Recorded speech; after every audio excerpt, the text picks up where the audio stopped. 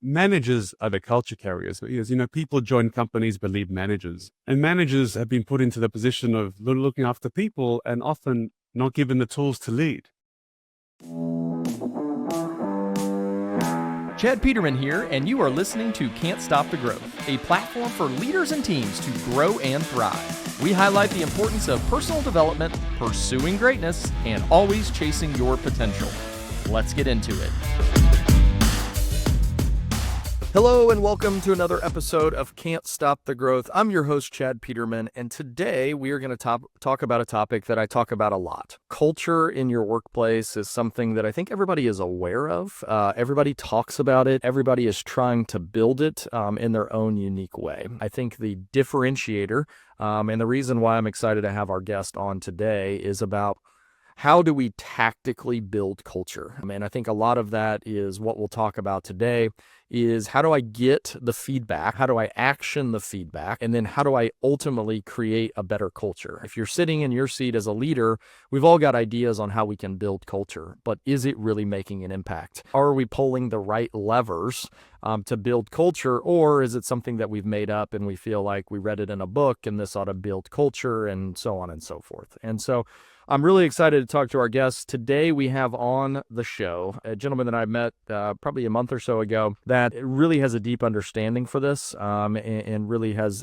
done some things, as you'll come to learn, that can help us really start to get tactical when it comes to culture. So without any further ado, would like to welcome the founder of SKOR, Mr. Eddie Geller. How's it going, Eddie? Pretty good, Ted. Thanks so much for having me. Excited to be talking to you tonight. Yeah, absolutely. I'm excited as well. I know we had a great conversation around kind of what the product does and just more so high level on culture and feelings about it and everything like that. I think maybe it would be good to start with maybe a little of your background. I think you have kind of a unique background. I think it would be good for listeners to kind of understand, where you're coming from and then maybe kind of roll that into what SKOR does. Absolutely. Thanks so much for the opportunity. So I guess originally an Aussie, born and raised in the beaches of Sydney, I now call New York home. And I guess I've always been an entrepreneur, always, I would say, build teams. My first company was a technology consulting company back in Australia. And that was really where I sunk my teeth into building teams and building thriving workplaces. And the byproduct of that, built a great company. And I was fortunate enough to exit that company in 2011. But I went through significant, lows and challenges, and thankfully enough highs to build a great business for about 100 people, and learned a hell of a lot about teams and leadership, and all the things technically we need to do and really strategically to build an incredible team that in turn would build an incredible company. Then fast forward a couple of years, co-founded a tech consumer app because I thought consulting, I've done that. Let's do something even harder, and nothing harder than consumer tech, I think, at the time. So that was 2012. And then 2014, we had enough traction in the US where I moved my wife and boys over from Sydney to New York. And that was in 2014, thinking we'd be here for a few years.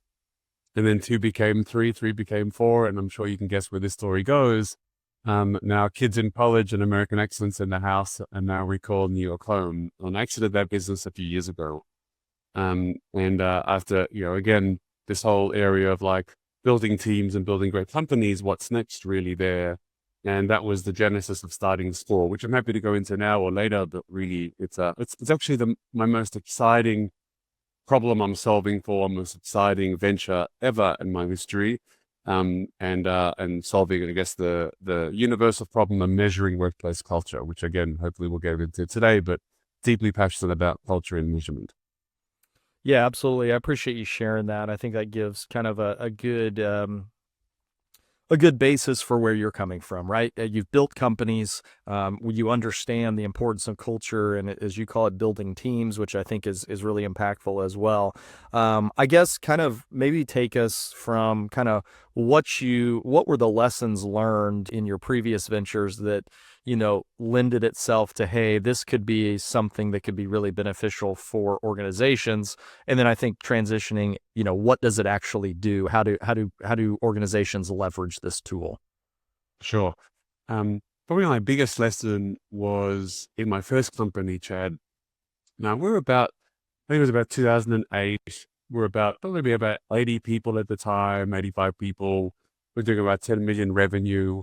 Again, we're a technology consulting web development company. We're doing about 15% EBITDA, so pretty good. And if someone said, how does that fare? I think in a professional services, 15% was pretty good.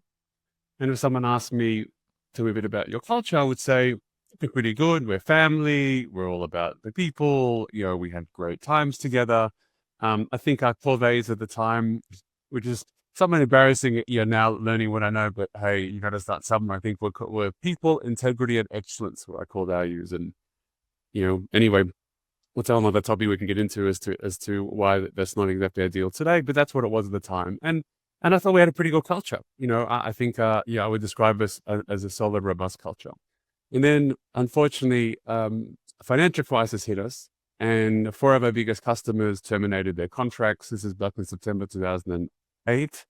And we went from, roughly 85 people, so roughly 75 billing to 20 billing people. We lost 40 to 50 billable people that could generate work overnight.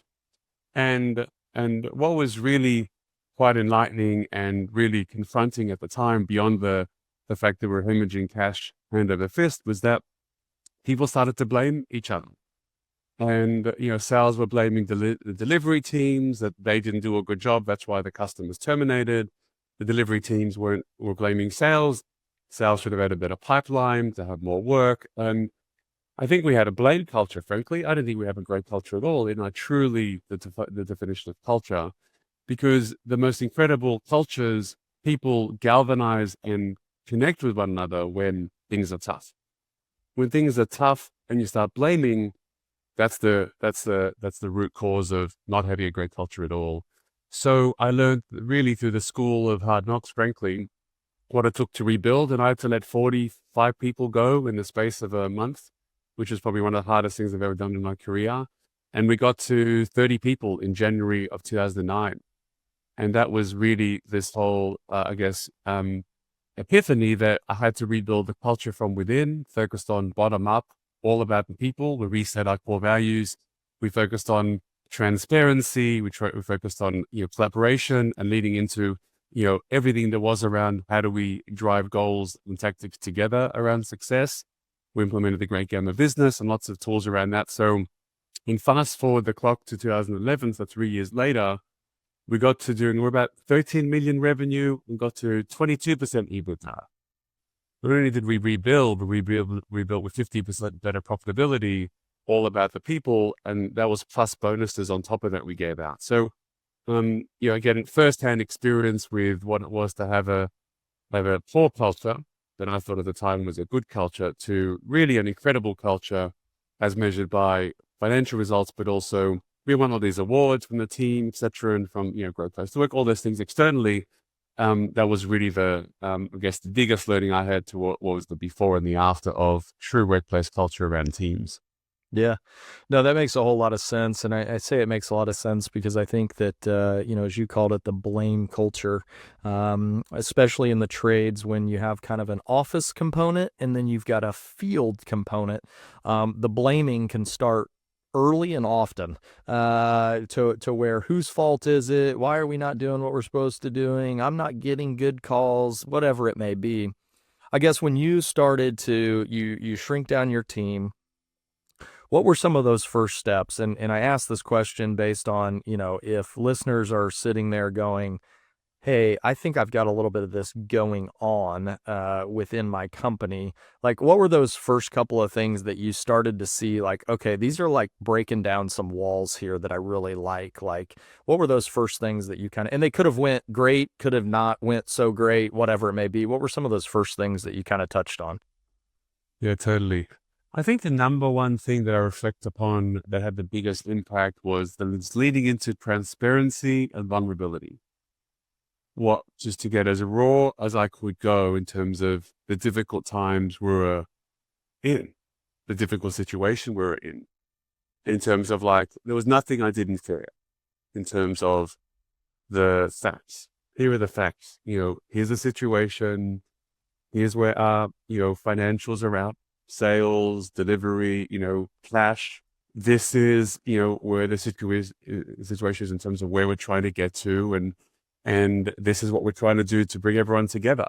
And when I think, it's all about doing that continuously, right? Rinse and repeat, like in town halls, in weekly sessions with the staff, was all about like, I over communicated the facts and over leaned into the solve. So rather than me having the answers, I leaned into lots more curiosity about, what do you all think? What should we be doing differently?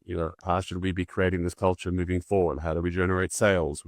So we implemented new programs around referrals, implemented programs around people on site, them generating sales. Like, frankly, it's now everyone's problem.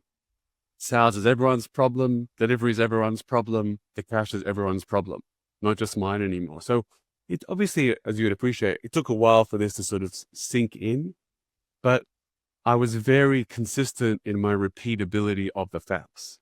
And what was really amazing is like people started to band together and contribute and suggest things and solve things. And I think sort of this reset happened January 2009.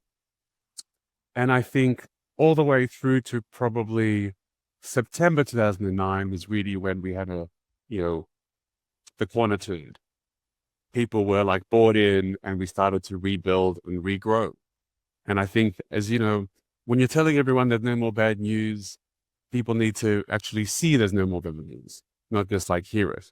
So as long as we're into the period of that first 3 to 6 months, there was no more bad news. There's only like bumps and bruises and good news, because we started to win some business. We reset our cost base and reset, obviously what success was, because, you have to redefine success when you get hit the way we did.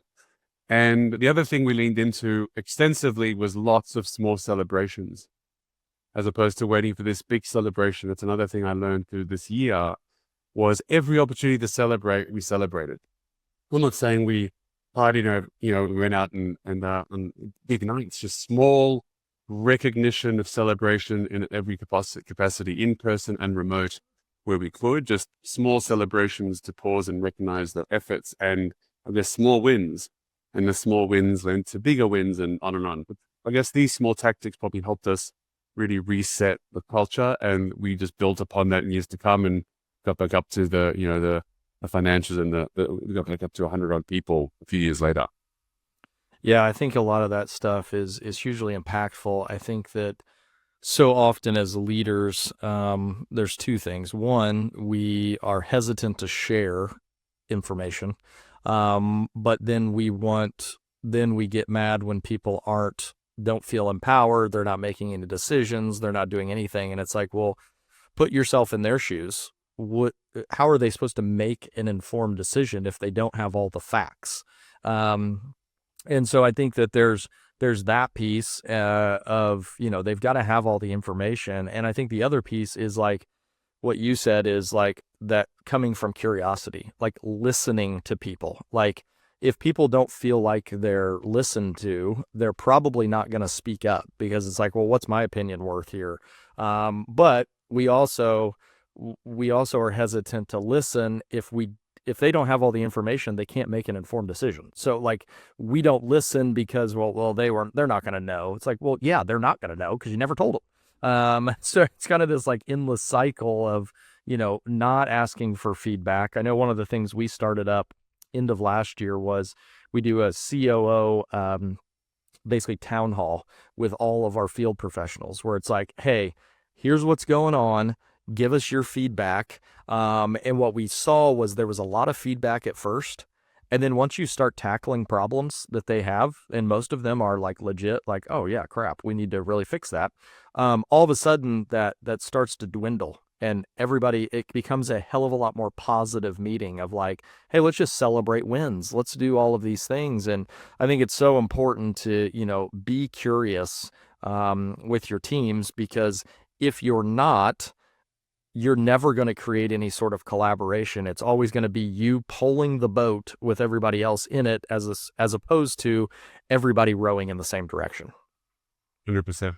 So we just see a couple of things as you share that, Chad. So the old school order, like when I was growing up, my dad was a contractor. He was a carpenter, And I was growing up like, the definition of courage was not sharing or not sharing weaknesses, right?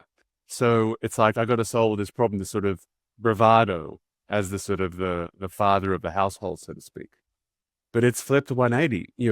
Courage today is the opposite. Courage is leaning into your vulnerabilities, leaning into weakness, sharing your challenges, sharing your opportunities, and being honest about where you're at and where you're not. And I wish more leaders would lead into having their team solve their problems than they solve the problem. It's almost like before they had to have this bravado of solving it, and now it's the opposite. And the other thing that I thought about when you were sharing your story, Chad, was one thing I did in my last company to lean into sort of to help out with this vulnerability and courage piece and celebration. Every Friday we'd get together and have what's called this wins and fails meeting. And we go around the room virtually, because this is through COVID when we started, that each person would have 60 seconds to share their win for the week and fail for the week. And it really created this connection for people of leaning into like the fails of the week, and people sharing like real deep failures for both personal, professionally, and also wins to celebrate all the wins, because we all have wins and fails every week. It's just not acknowledged or heard. And that created incredible connection, an incredible amount of like camaraderie of we're one team together, just getting through things, and we all have challenges in our lives, but also just we all want to help each other as well. So learning and supporting each other was a great way also to lead into sort of a challenging time. So wins and fails is something that I'm a big fan of. That is such a simple tool in teams on a weekly basis, done well, very powerful. Yeah, I think I'm a big believer. I think this is a newfound belief that I've had, is that if you do something within your organization, it is not part of your culture unless you do it consistently. And to your point of having it every week, like people know that this is a part of our culture. We do this meeting. This is what we do. It can't be just hey, I'd like to get everybody together and let's just do this, and then it falls off and you never do it, because that's not part of your culture. Our thing, we have another staple is we have leadership training every Tuesday at 8:30. Rain, wind, shine, whatever it is, we're having it, because we want that to be part of our culture. We want leadership development to be part of our culture. Well, I can't just do that haphazardly. I've got to plan out what it is. And so I think it's important for listeners, as you're taking some of this in and kind of downloading the information, is how can I do this consistently? Our COO round, or town hall, I should call it. We do it first Friday of the month. So this Friday, because it's the first Friday of May, we will have the COO roundtable. And it has to happen, and we got to do it. And everybody knows that we are in fact doing it. So they know by first Friday is blocked out. And so I think that's something, it's a small detail, but I think it's super powerful. I love that. I love that. To your point, I mean, and that's what builds trust, right? As they say, consistency of behavior over time. Right. So if you're doing the same thing over time and building that into the culture, it leans into trust and clearly engagement on an ongoing level. Right. So, and what I'd love to see more of is that across all teams, because as you know, Chad, like every manager and leader is a culture carrier. So I find that, you could do it at a high level, at the CEO level and leadership level. I think that's great. But if we don't cascade and do this at every team level with every local leader and local manager, then it kind of gets filtered and the message gets lost as they get on with their day, because that's where the real work happens and that's where the real leadership happens, right? Because you can do great things once a month at one level, but then on a day-to-day team level, if that leader's not supporting that team, not leaning into all the things that their culture really wants to be part of, then that team and those people will not actually enjoy that experience at all, and not be engaged and have no trust and have no performance, of course. So I always talk to leaders about how all your managers and leaders are doing this. And I love that you have every Tuesday morning leadership development piece. I love that. That's so good, because it's all about learning and leaning into that learning. But that, that learning and that application in teams is really critical. I wish more organizations would embrace. Yeah, absolutely. Well, and I think it's so important too in the trades because, as you said, with your father being a carpenter, the one thing we hear around here is, guys have been doing this a while is no news is good news. Like that's the culture that they've been brought up in is like feedback. What's that? Like I just go out and do my job. And I think the best way for a manager who's managing field professionals is, hey, it should be consistent. And if you know that there's an ingrained fear in asking for feedback or sitting down with somebody and discussing wins and losses, like the best thing you can do is make that consistent. So, hey, Billy, here's the deal. Every other Tuesday, we're going to sit down and meet. Because if it's not organized and it's not consistent, his natural inclination is to anytime I meet with my manager, I must have done something wrong. So like, what's going on, what I do. But if he knows that regardless of my performance, every other Tuesday, I meet with my manager. And I've got a couple things that I'd like to give to him. And, I'd like to discuss this thing that I ran into. And it's not so much a disciplinary thing. It's legitimately, I want to hear your feedback. Like, where can I help you out? I love that. I love that. And to your point though, the whole thing with one-on-ones, I love the fact that you do it consistently. So few organizations do. And the other thing is that the one-on-one meeting is not the manager's meeting. It's the team members meeting.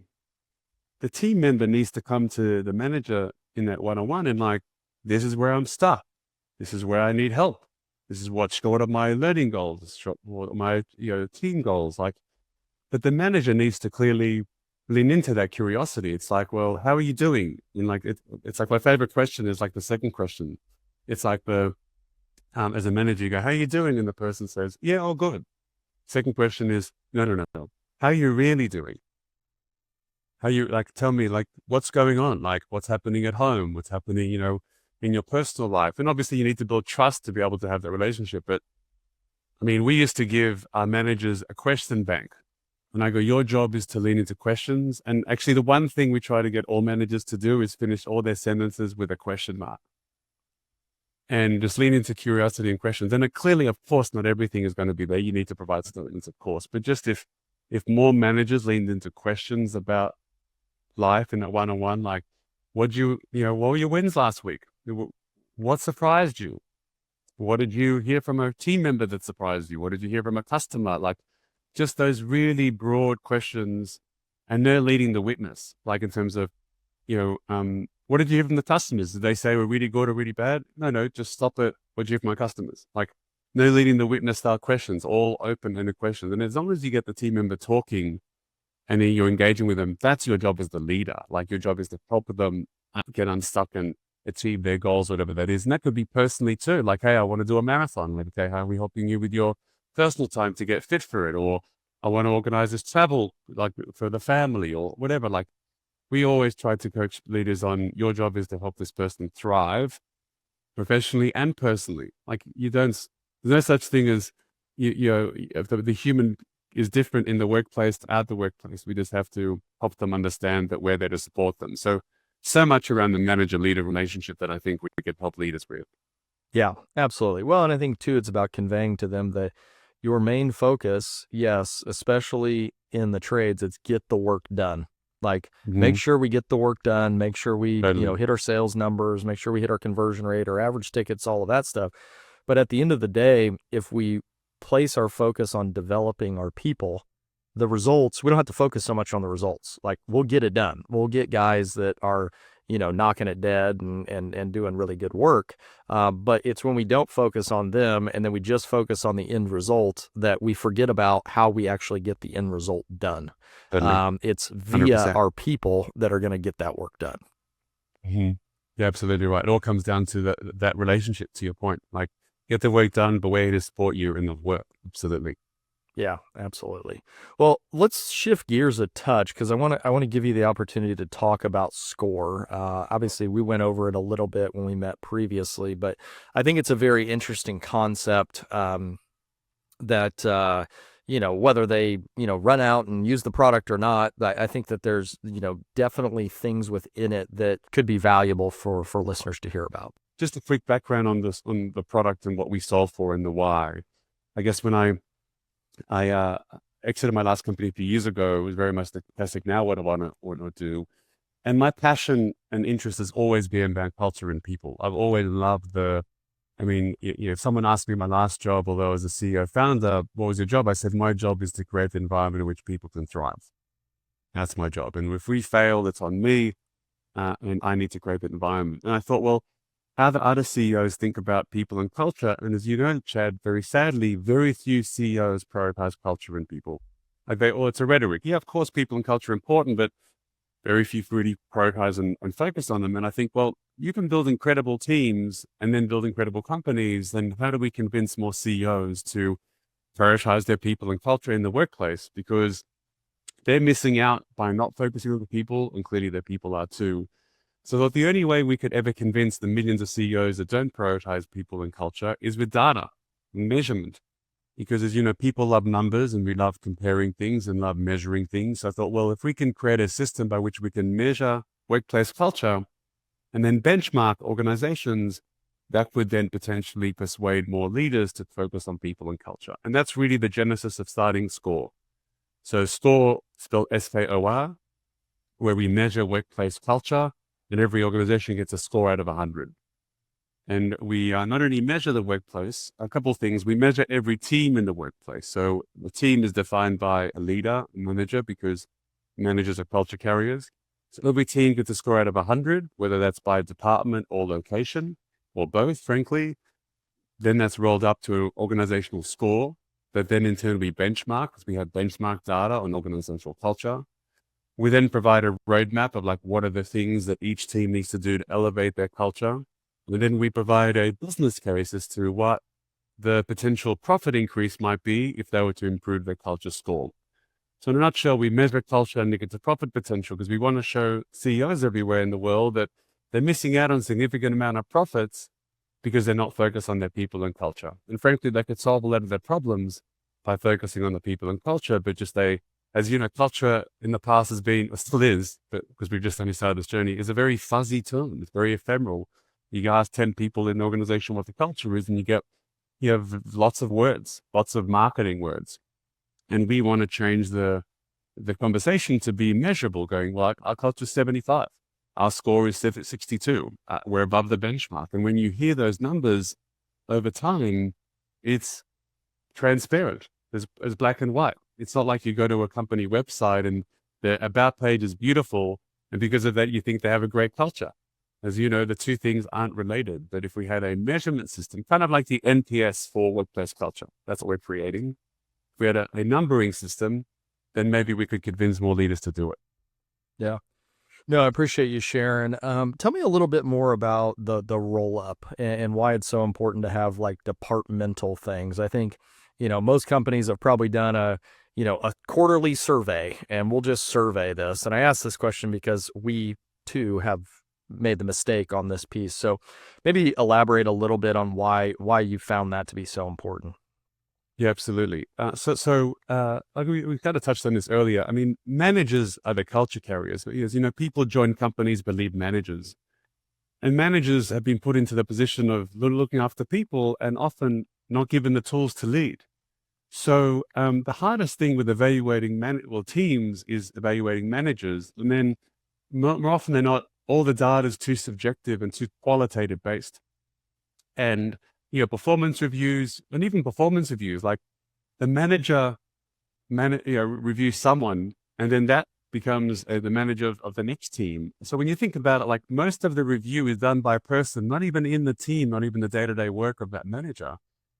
So we've sort of flipped it on its head. And the other thing I just want to comment on the surveys, a lot of surveys, and I was guilty of this in my last company. All the surveys that are out there, engagement surveys, ENPS, pulse surveys, they're all lagging indicators.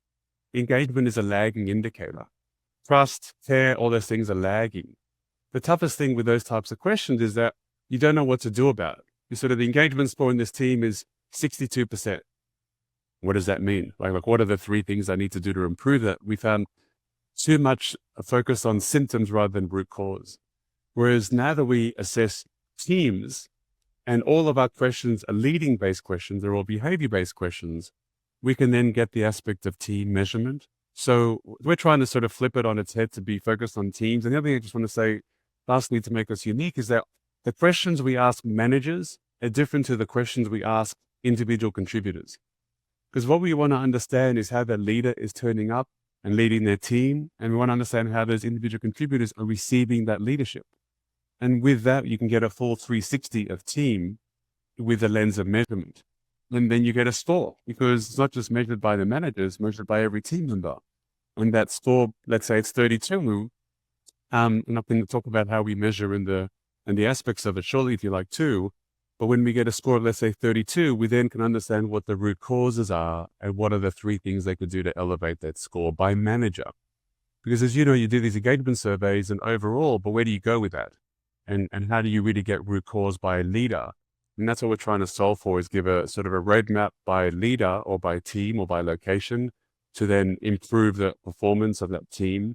Because if we improve the performance of all those teams, then clearly the organization will improve. And that's the whole cascade alignment piece we're trying to.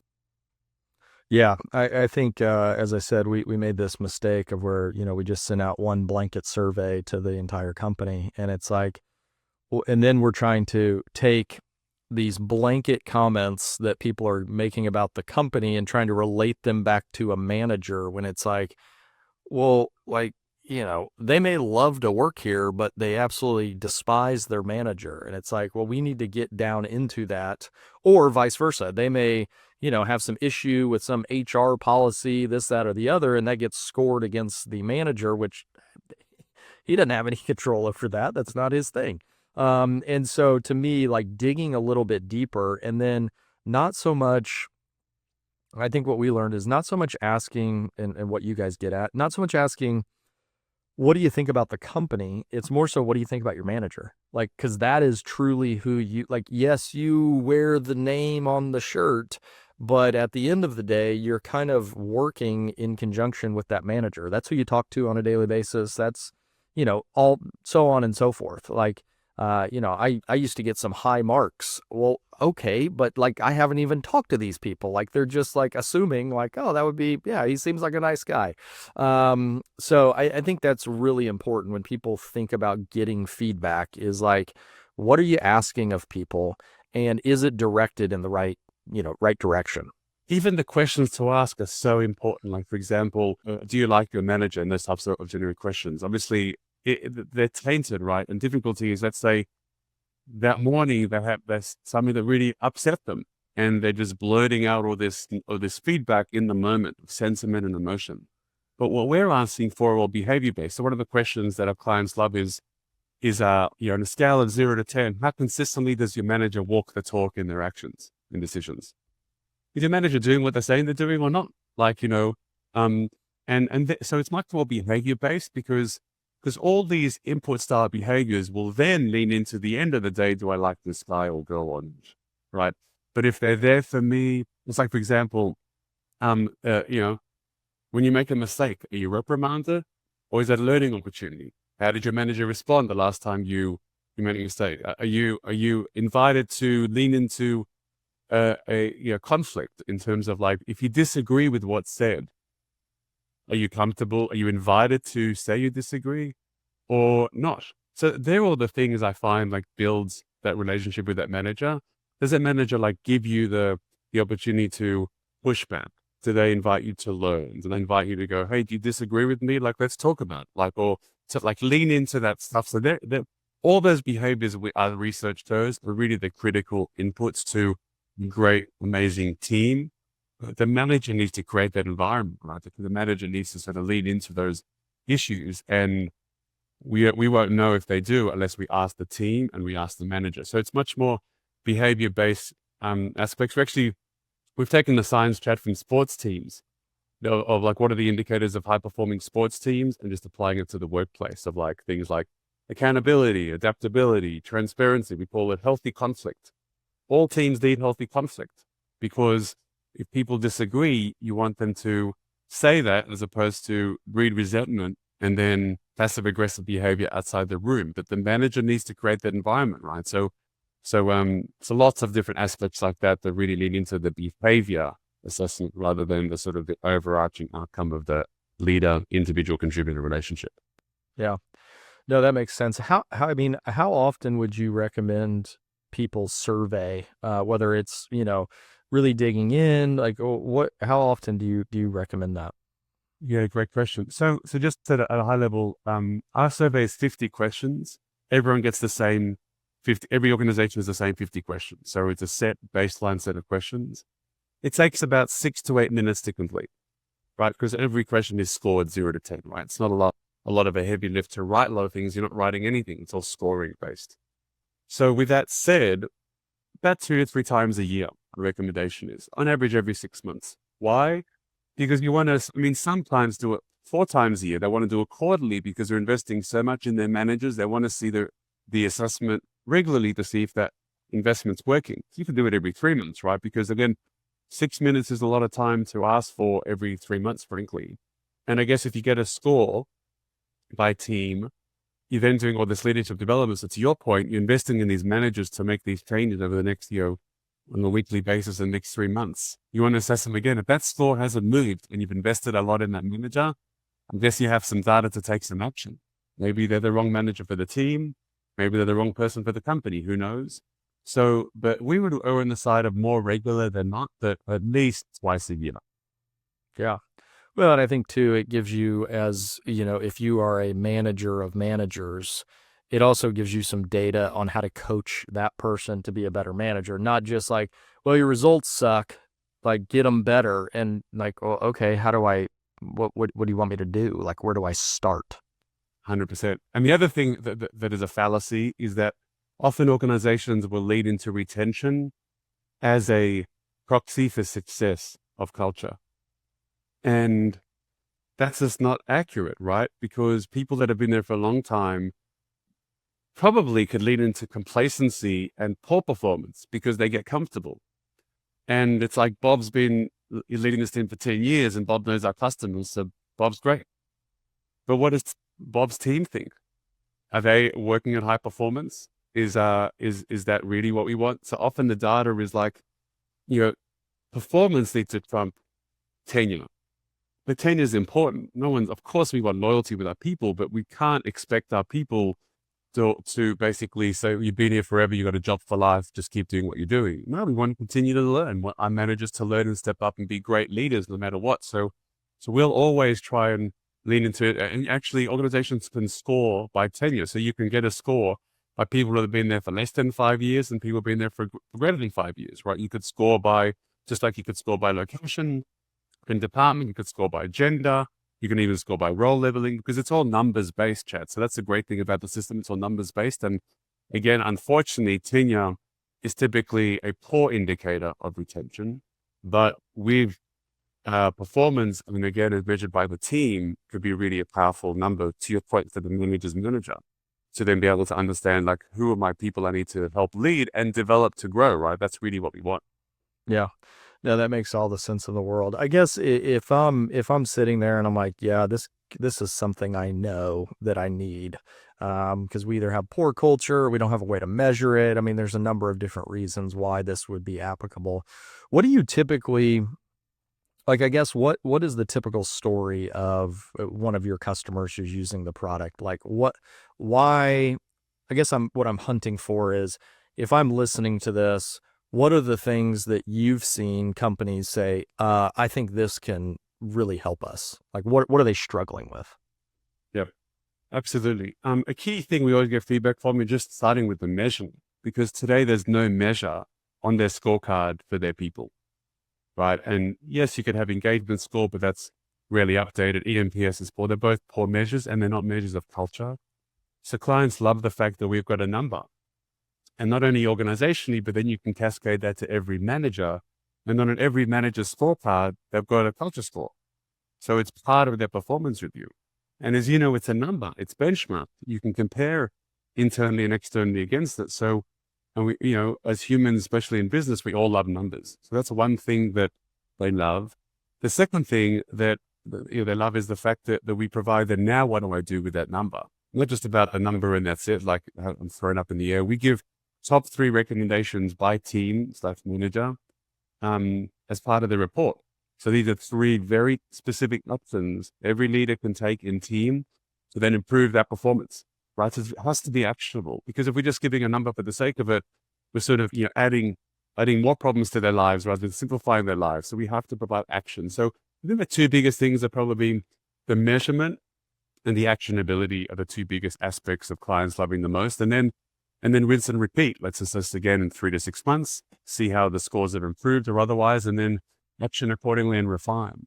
So I think it's this building the muscle of teams, but we building the muscle with measurement.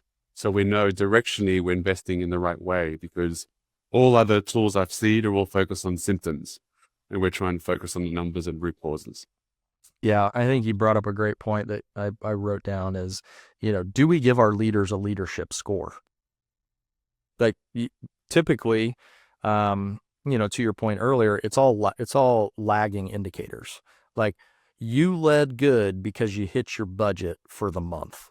Like, well, did they or did they not? Or are we using something that's very arbitrary that doesn't really speak to? Now, you could kind of tie, well, if you hit your budget, you've got your teams performing and, they must like doing all of these things. But like, the budget is an arbitrary number that we put out there.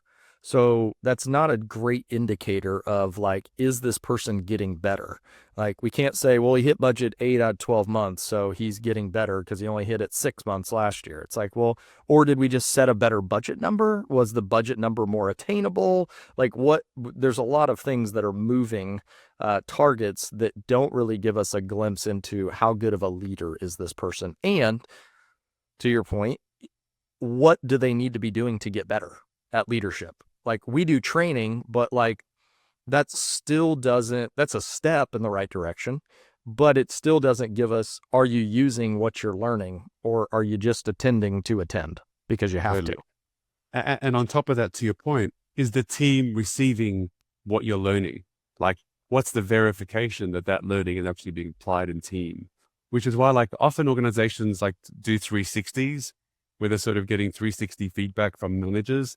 It's a very heavy lift, very time consuming, and actually quite personal to get.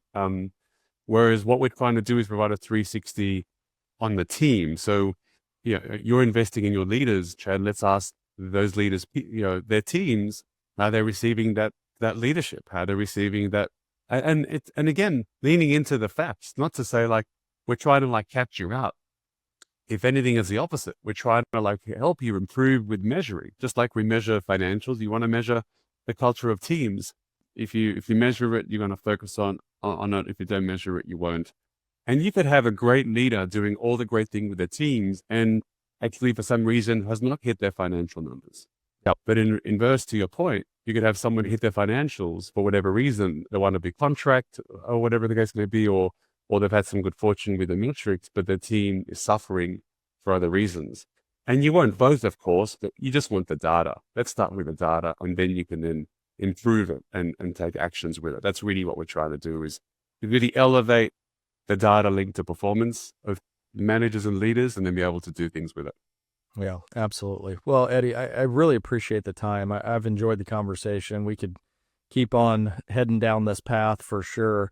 I guess before we wrap up here, I think you've said a ton of valuable stuff. I guess if people are interested in potentially talking with you more about how this tool that you've created could help their organization, like, what's the easiest way for them to kind of get in touch?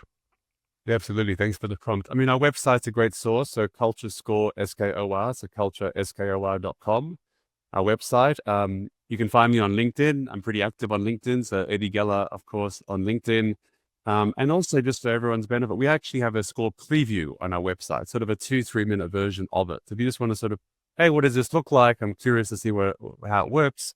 We've got a sample version on our website too. So but if someone wants to find me, I'm always up for a conversation and just learning a bit about how you lead. And if this is a tool that could be helpful, great. But just engaging at this level, I'm really passionate about building a movement of culture measurement to transform the lives of millions in their workplace to have incredible environments, right? That's the goal. But hopefully through those channels, someone can find me.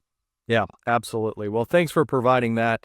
Again, listeners, I think if you're not taking this seriously, and by taking it seriously, I don't mean that you're not focused on building culture, because I think if you ask any leader, yeah, that's top of my list. That's top of my list. But I think that as we unpacked it today, there's a there's a lot of measurement that needs to take place. There are yard markers and different things that we need to be thinking about. How do we actually measure this? How do we take it to the next level? And most importantly, how do we improve it? Are we pulling the right levers? Are we doing the right things that are actually going to improve the culture? Or are we just, sending out a survey, crossing our fingers and hoping we get good marks? It's not always about that. And there could be a lot of stuff under kind of the veil of, well, I'll just, answer the survey and be done with it, and letting people know that we're actually going to make some changes, and we're going to make this better. And we need everybody's feedback to make that happen. So, again, appreciate the time, appreciate the insight. Listeners, definitely unpack this one, lean into all there is to know about culture and how to improve it. Fantastic. Well, Chad, thank you so much for inviting me on the show. I really enjoyed the conversation, and I could talk about this ad nauseum. So I love the opportunity, and yeah, looking forward to obviously further discussions and hearing what the community thinks. So thanks so much again. Thanks for tuning in. If you'd like to connect with me personally, you can find me at chadmpeterman.com. To see what our team's up to, you can visit petermanbros.com. Don't forget to check out the YouTube channel and consider joining the CSTG Arena. As always, keep growing out there.